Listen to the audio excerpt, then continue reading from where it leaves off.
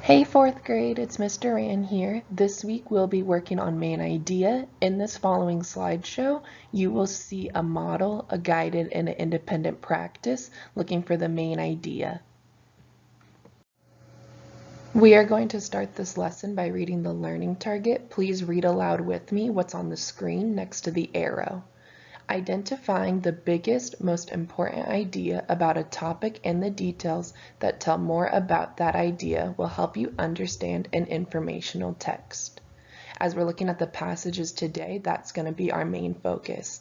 Now let's read the bottom section together with the green word read. As you read an informational text, figure out the point or what the author wants you to understand about the topic. The main idea, the most important idea, is what the text mostly tells about a topic. Key details support the main idea by giving important facts, examples, and other information that explain more about it. In an informational text, an author often states the main idea early in a paragraph or passage. Key details that say more about the main idea usually follow right after it. I want you fourth graders to remember that we have been working on main idea all year, and we identified that typically, like this passage says, the main idea is in the first couple sentences. So don't forget that when we're looking at main ideas of passages in this lesson. The first piece of text that we'll be looking at is titled Lewis and Clark's Faithful Companion. But stop. Before we go ahead and read and analyze this text for the main idea and key details, I want to do an example that you're probably familiar with. This has to do with crossing the street. Think of some key details we need before we cross the street, such as we need to make sure the traffic light is red. We need to make sure that the walk sign is lit. We have to look left and look right. Now, all of those, are they key details or main idea? If you answered key details, you are correct. Now, what is that mostly about? Well, the main idea of that example would be that we have to be careful crossing the street so we don't get hurt. Now that we've provided an example, I'm ready to look at this text with you. Please read aloud with me as I read it to you. When Lewis and Clark explored the western United States, a dog named Seaman protected them. One night, a large buffalo came near their tent. Seaman chased the buffalo away. Another night, a grizzly bear entered their camp. Seaman barked and barked at the bear. He barked until the bear ran away. Seaman also protected Lewis and Clark by making sure they had food. Every day, Seaman hunted squirrels for the men to eat. Now, I want you to answer this question out loud. Where do we usually look in text for the main idea? Correct. We usually look at the beginning. So I'm looking for a sentence in my passage that says what this whole passage is mostly about. I am going to underline that Seaman protected them. To me, this is the main idea. A dog named Seaman protected them. Now we know from the title that the them is Lewis and Clark.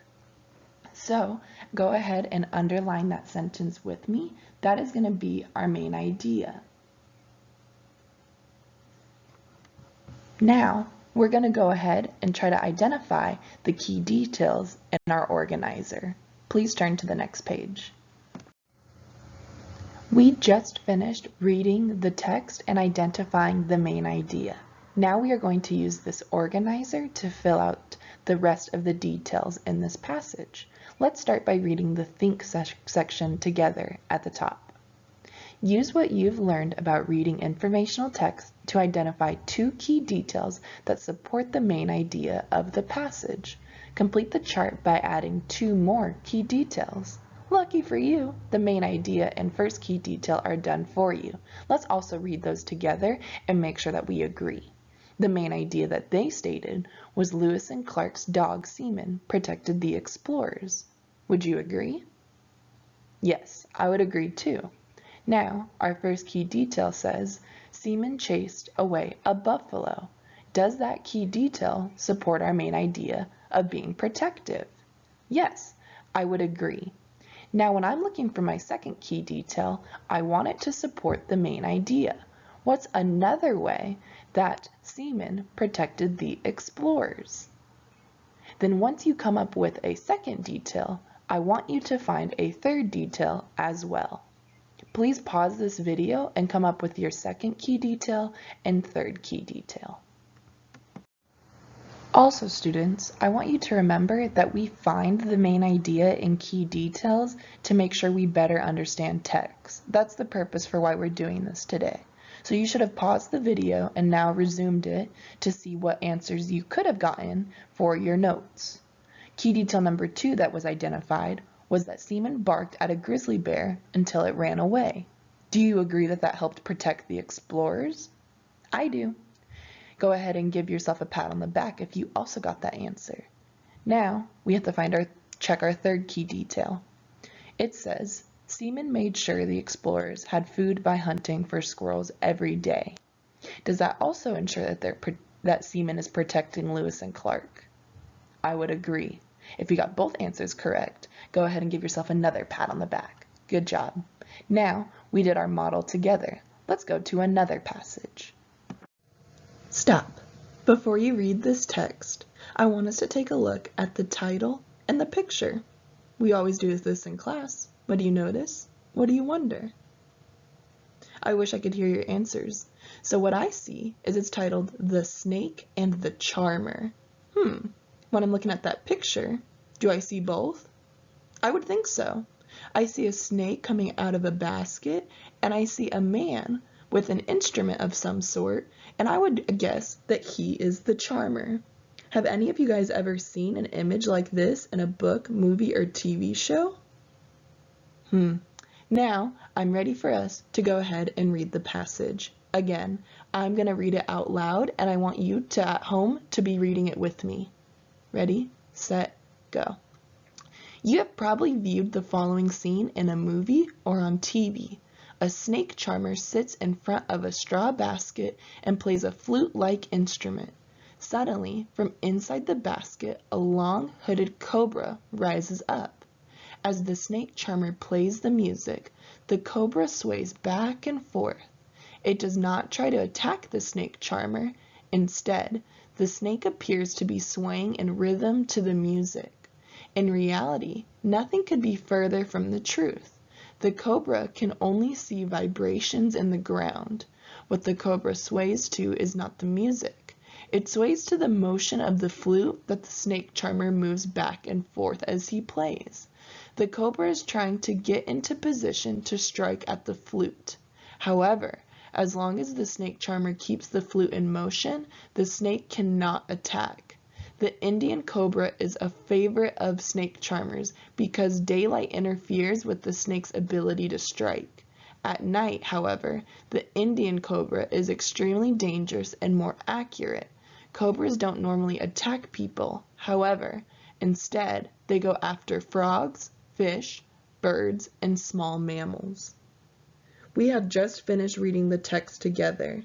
I'm going to ask you 2 questions to see if you were really listening. 1. What is the man playing the flute called? If you said a snake charmer, you are correct. Let's do one more question to make sure you were paying attention. What kind of snake is popular for snake charming acts? If you said the Indian cobra, you are also correct. Now let's go to the next page and see the explore question that we'll be doing today. Okay, boys and girls, so before we start filling out this organizer, let's start with the explore question at the top. It says, what is the main idea of the science article and how is it supported by key details about the cobra? Let's look at the think part.